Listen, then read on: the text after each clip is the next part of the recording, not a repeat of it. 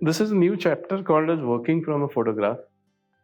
What happens when my reference is a photograph, and how different the experience is from working in plein air.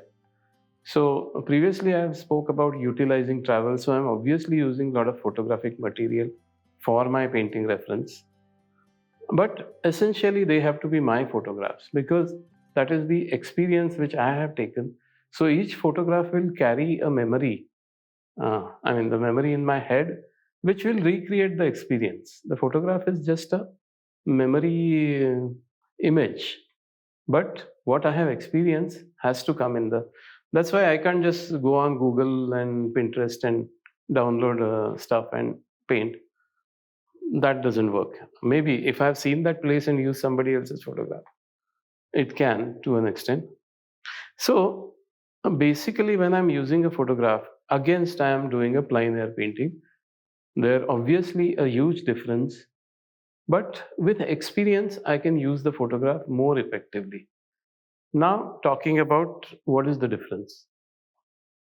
So plein air, obviously, I am sitting in that place, so I'm looking at the entire scene in three-dimensional.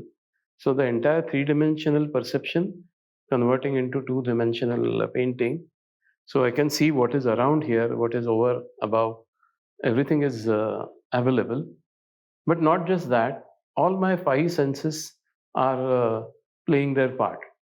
Like if there is a wind, there is a whatever, the temperature of the ambient temperature, also the smell around the place, the noises that I hear, they are all part of the experience. So now I have done a lot of plein air and I know all these experiences count.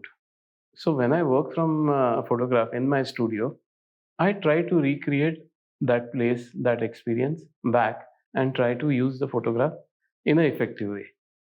Second, a very technical difference is like I'm looking at reality with my two eyes.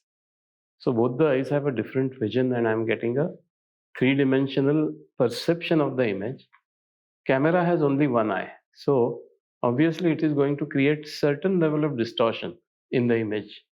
It doesn't happen so much in the landscape, but whatever the objects are close, that foreshortening or whatever they call it is going to happen. But now I know, because I have worked so much on the plein air, I know what the camera cannot catch. Secondly, the camera has a exposure which is like a fraction of second. Okay. My eye has a capacity to have a variable exposure. Like I can see the color in the shadow, at the same time I can see the color where there is a hitting sunlight. But if I just shoot a photograph, maybe overexposed, underexposed, medium exposed, whatever, it will either catch the color in the sunlight and make the shadow dark, or catch the color in the shadow, make the sunlight overexposed. But now I know all these differences, what camera cannot do, and that is when I am ready to use the photograph, because I'm recreating my plein air experience back. And obviously, when I work from photograph, I'm in a comfortable zone, like in my studio. I can wait, I can go back, that weather is not changing. And then I can do little more experimental stuff, use that photograph and create a lot of possibilities that come to my mind. Obviously, when I'm in plein air, I'm overwhelmed with the information.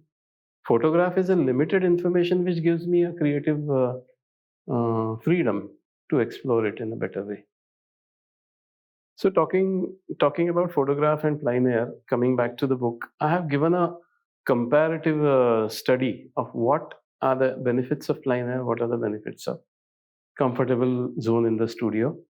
And then I have discussed a lot of examples which are plein air and which are in the studio, and tried to explain the comparative process. So please do come back, subscribe to the channel.